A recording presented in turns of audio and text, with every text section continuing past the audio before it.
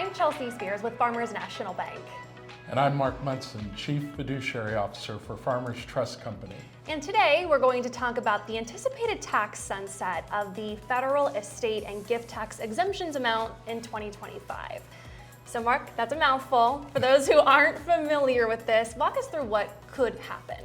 Sure. The federal estate and gift tax is a tax that's imposed on large estates or large gifts that are made by individuals. And historically, there have been different levels of exemption. The Trump administration in 2017 put into effect tax laws that raised the exemption and indexed it for inflation over time. So today, we're talking about the ability to pass on up to, every individual can pass up to $13.61 million without incurring that federal estate or gift tax. Wow. Now, that's scheduled to sunset, as you mentioned, in 2025. So that's a concern. Can you go more in depth on any specific changes we could be seeing? Sure. I think that if Congress doesn't act at all, then what's likely to happen is that exemption amount is going to be reduced to a little north of 5 million, probably somewhere between 6.4 million and 8.4 million, because it is still indexed for inflation. But that's a far cry from the 13.61 million today. Now, Congress might act. They might choose to either extend the current law or change the law in some way. After all, this is an election year, so in addition to electing a president, we're also going to be electing 33 senators, and all 435 House of Representatives seats are up. And that makes a difference. It really does. And you mentioned concerns, right? I think uncertainty is a big concern right now for people in the midst of this. Do you have any blanket advice you could give to viewers who are watching right now? I do, and I think, Chelsea, the thing that we have to keep in mind is it's important to think about it and act. Doing nothing could be dangerous, depending upon the level of assets that you've accumulated during lifetime.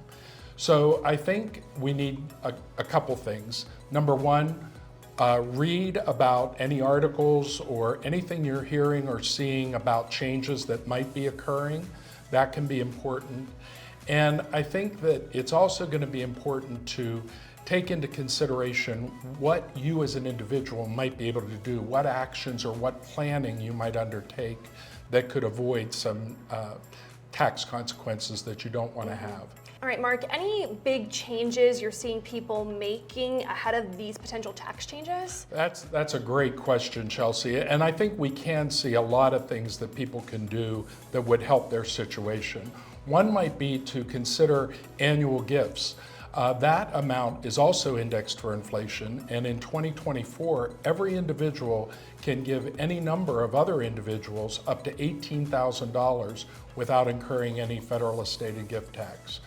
The other thing that we think about is whether an individual has a philanthropic goal. If they have a particular charity or charities that they might want to benefit, either creating a trust or an outright gift to those charities could be beneficial. I think people also tend to worry, well, no matter what I do, I'm going to incur some taxes. So for those people, they should consider life insurance as a possible solution to their situation. Life insurance proceeds can be used to either replace monies that are used to pay taxes, or it can be used to pay those actual taxes. And so planning is critical. So if people are interested in planning now, how do they get in contact with you? Well, the easiest way to contact me is either by email at munsonem@farmerstrustco.com or by calling me at 412-586-4425. We hope this helped you in anticipation of the 2025 tax sunset, and if you need any help, you know who to reach out to. We'll see you next time.